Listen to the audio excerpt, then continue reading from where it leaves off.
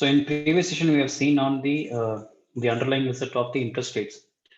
Today we'll be seeing about the measuring of interest rates. So we'll not be taking much of the time because this is not that much important, but when working is concerned, this is very required. So today's topic is measuring of interest rates.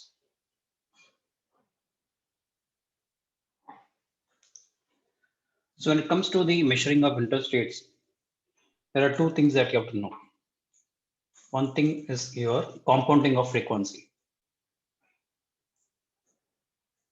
Compounding of the frequency and your continuous compounding.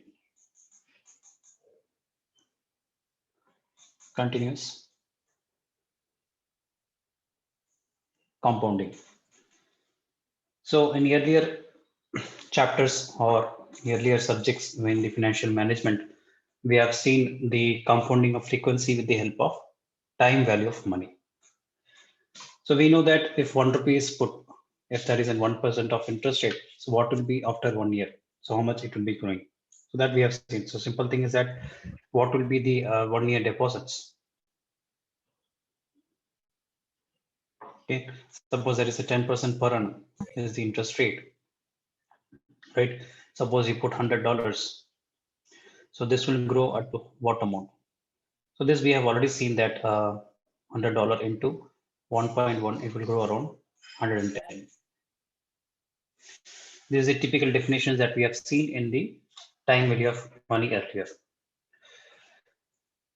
When it comes to the derivative part, they have some separate equations that you have to see, right? Same thing, nothing new in that. Same, then amount is been invested. So the formula is nothing but the rate that has to be compounded.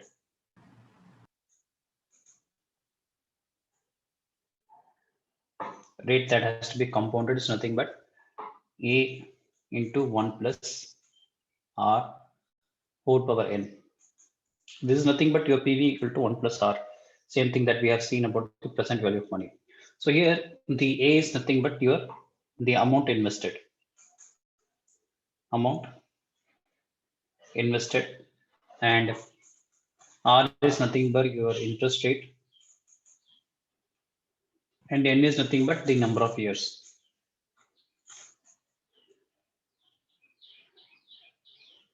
Number of years. So this is for this is the rate compounded once per annum. So once per annum.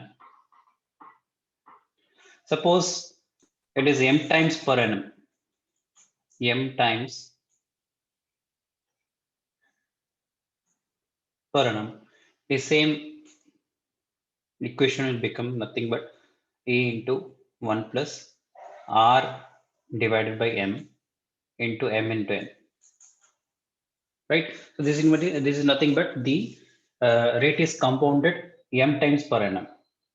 So we already know what this is actually. Here the m is nothing but how many times it has been compounded, right? You already we have read in earlier chapters in time value of money. Annually is nothing but m equal to 1, right? In the same way, semi-annually m equal to 2, right? The same way, quarterly m equal to 4. The same way, monthly, how much? Monthly will be how much? 12. 12. So the same way, weekly m will be 52, right? So daily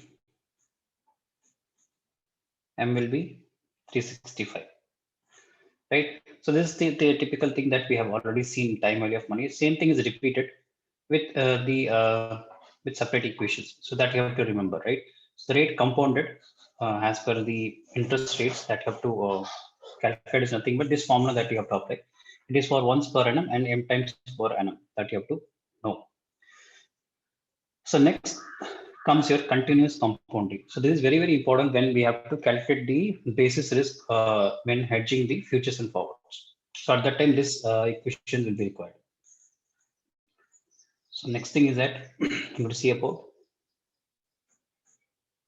continuous compounding.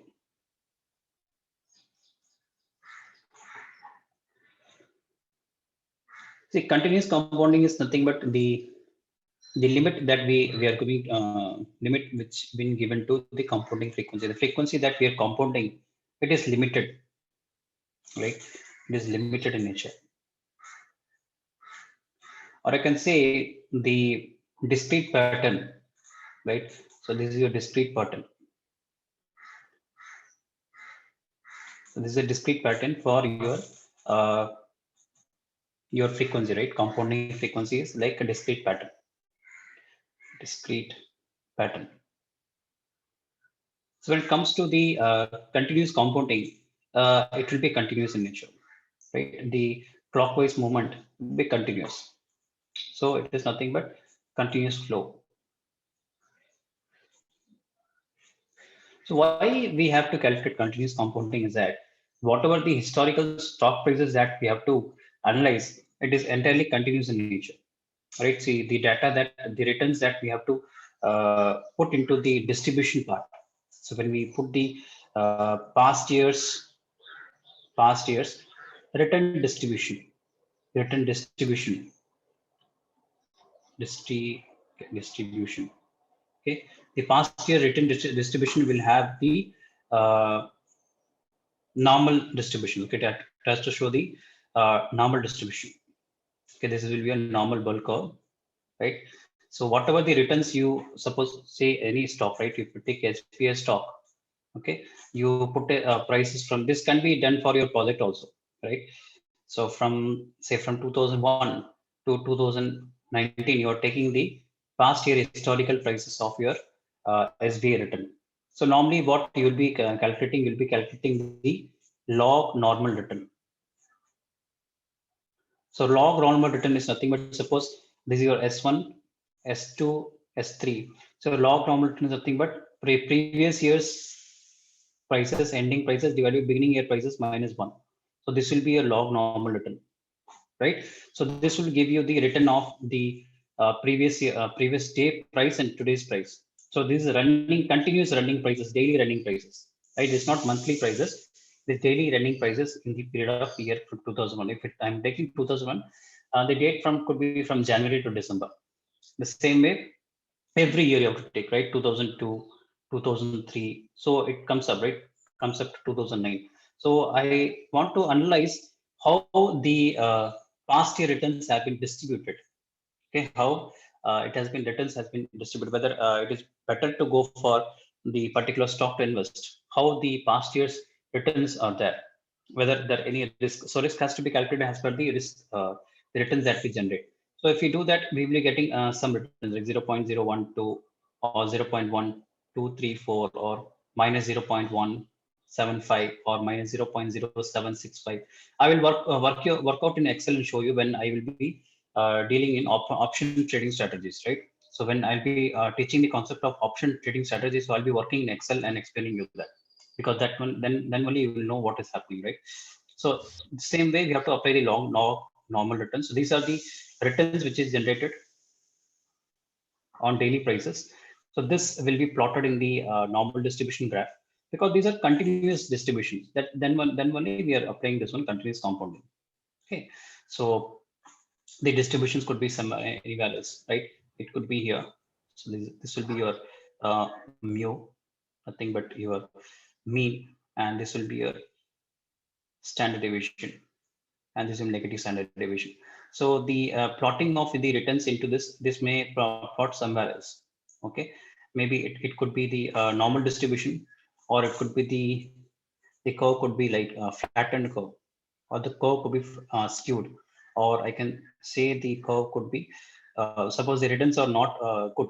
It entirely it will be shifting only towards the negative. So it will be like this, right? So it is the right shift and this is a left shift.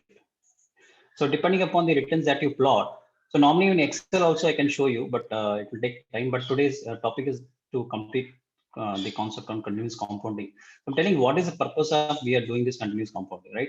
So when we are dealing with the option trading prices, then I'll be teaching you in depth, okay, with the Excel of Excel. Now, when it comes to the continuous compounding, so they have given a simple formula, okay, A equal to, one thing is that you people have to use the scientific calculator, okay, for log normal and e power x exponential term.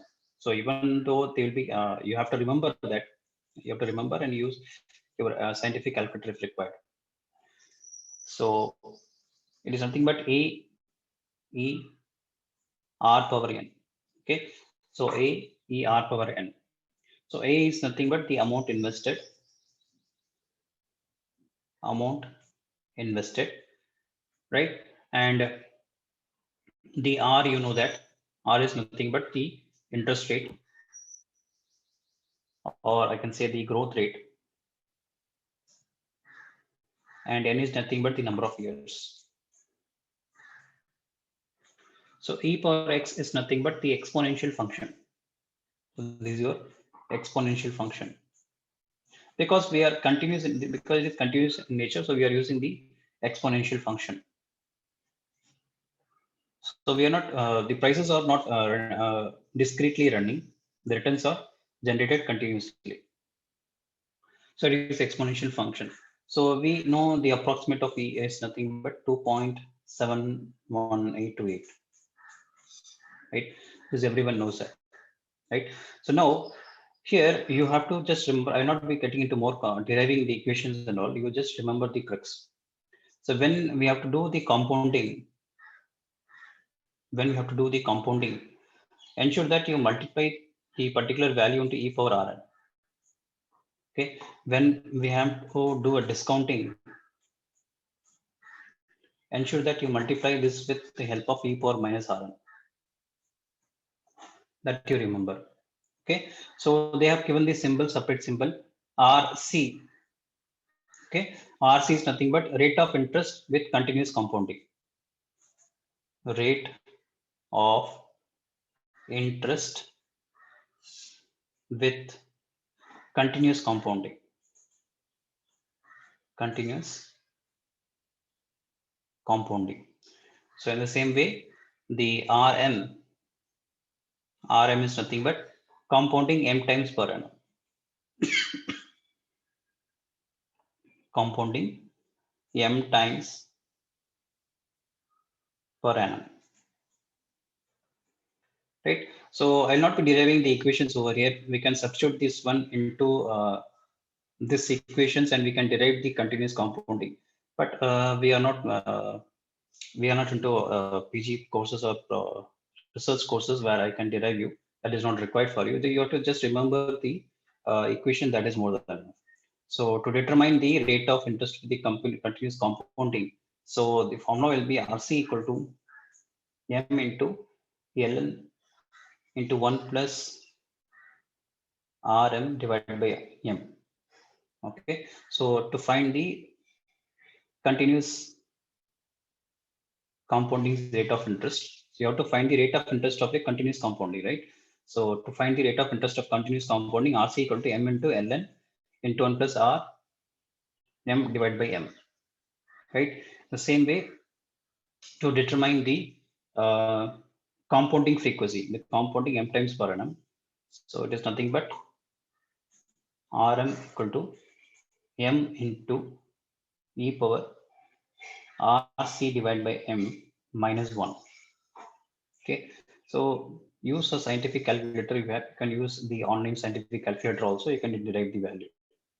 Okay, so you have to remember this one, RC equal to M into ln into 1 plus Rm divided by M, and Rm equal to M into e power RC by M minus 1. Suppose an example. Suppose there is an interest rate quoted. Interest rate quoted on 10% per annum. 10% per annum with semi-annual compounding. Semi-annual compounding. And suppose they have semi-annual compounding, nothing but m will be 2, right? And they have given the interest. So this interest is nothing but this RM, okay? Continuous compounding m times per annum. So m will be 10%.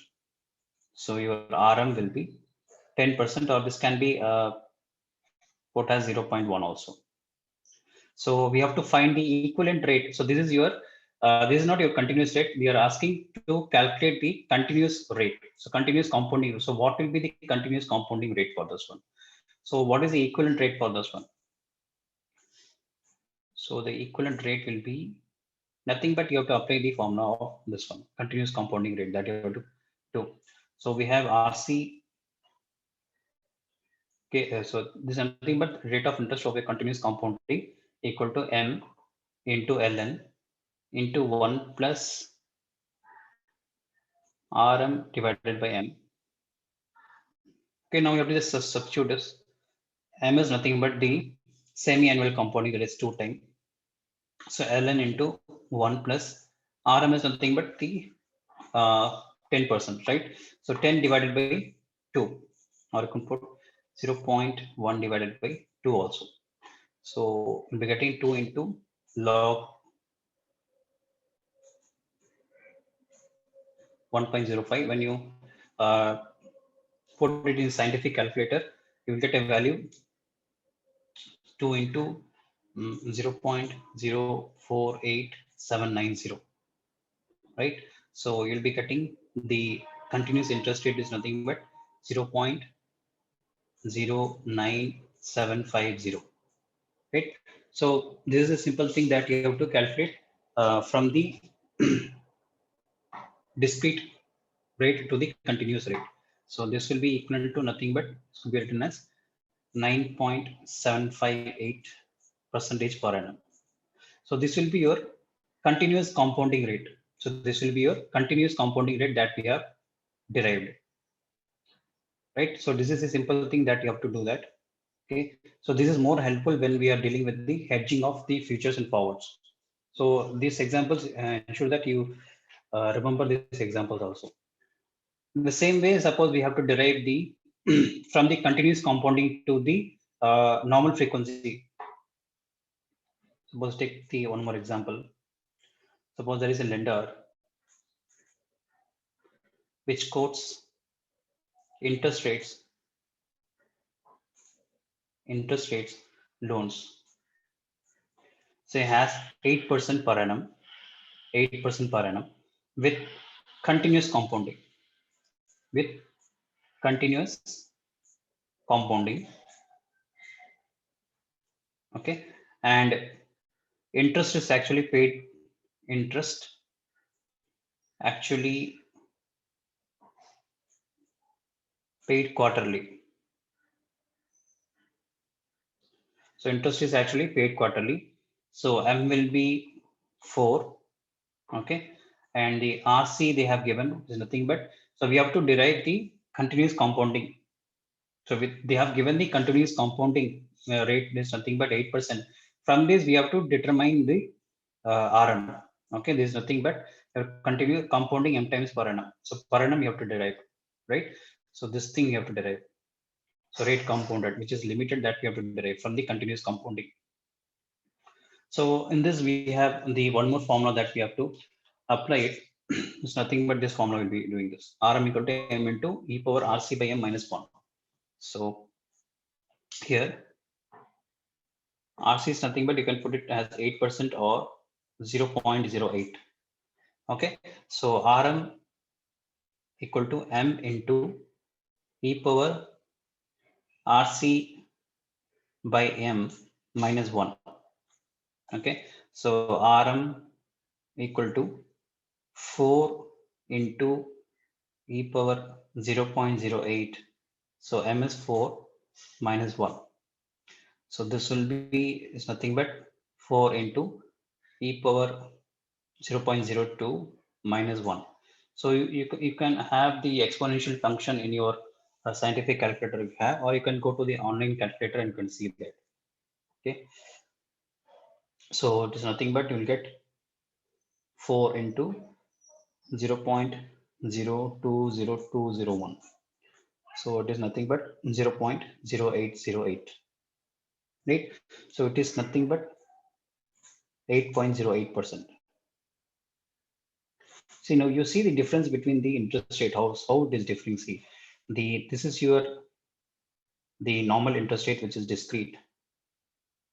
So from this, we are deriving the continuous interest rate, continuous compounding interest rate. So see how is the difference here? This is continuous. Okay, so we are deriving this one. So from this we are deriving, right? So this you have to remember. What we are doing, that you have to know. So from this discrete compounding frequency, we are deriving the continuous compounding. So that you have to remember. Right. So these are more useful when we will be dealing with the bond prices, the convexity and the durations. So that is very, very important. Okay. So at that time, please ensure that you have to remember this, because it is very, very important. Okay.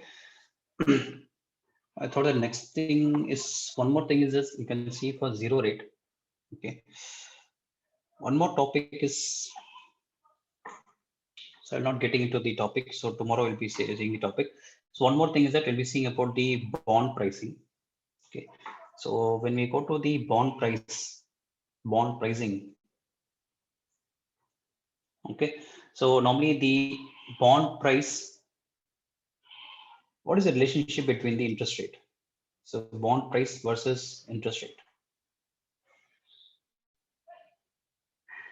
So it is inverse. Okay, so there is an inverse relationship between the bond price and the interest rate, right? That is, you can put the interest rate as yield to maturity also. They put it as yield to maturity. Suppose your YTM, the yield to maturity. Okay, suppose the YTM increases, the bond price will decrease.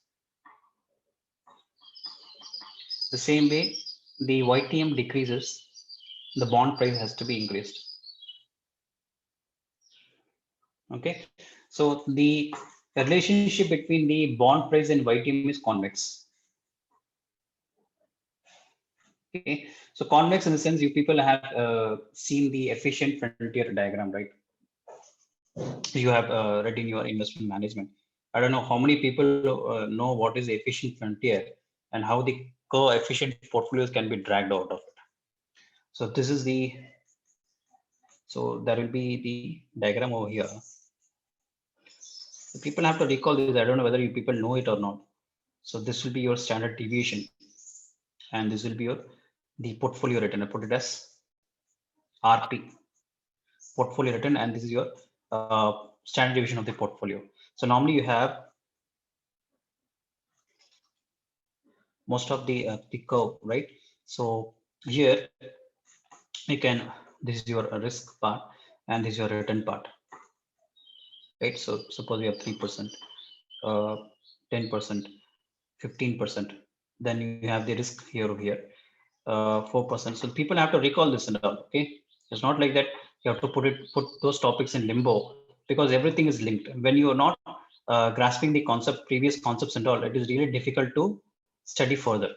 So that is the main thing in the finance. The finance topics, whatever maybe it is, everything is interlinked. If you ignore a single topic, whether it may be a portfolio, it may be a Markowitz theory model, whatever maybe it is, if you ignore that, you will face really difficult when you go for higher studies and all. So everything is linked. So same thing will be continuing, but with further addition. So that is the important thing. I don't know how many people know about the efficient frontiers and all. So this is nothing but the convex part. Okay. So when I go in the option part, I will be telling you. So I will not be getting into this. So people remember that there is an inverse relationship between the bond pricing and the interest rate. So try to solve this one. Actually, just try to remember this. You would have written the formula in the notebook. So try to go through it. Okay.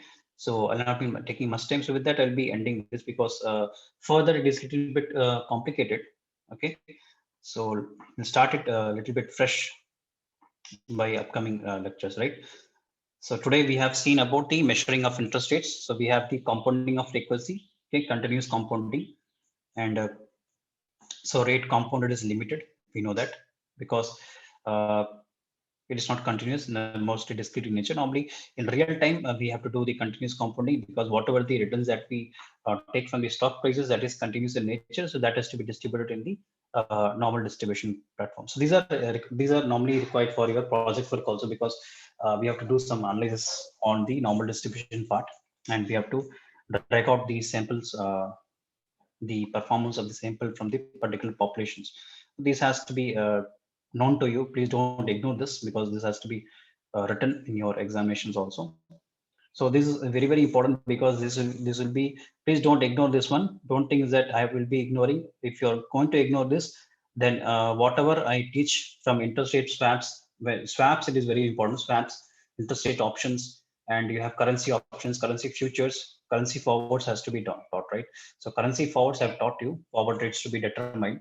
So we have to go about the currency options and the interest rate options, right? So at the time, this is very, very required.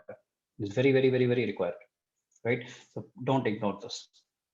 So we have seen about the rate of interest with continuous compounding, and the frequency compounding, right? So is there any clarifications of today's session?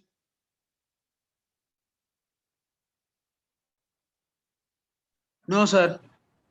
Okay.